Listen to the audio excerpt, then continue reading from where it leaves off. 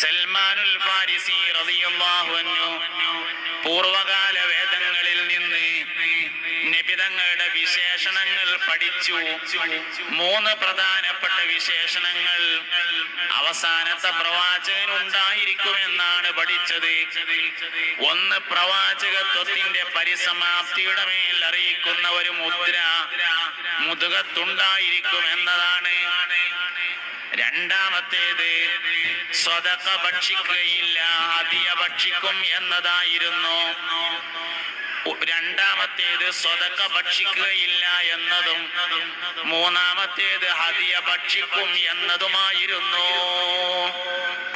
അറിവിൻ പ്രകാശം ചൊരിഞ്ഞവര്, അതബിൻ വഴി നമ്മിലേതിയോര്,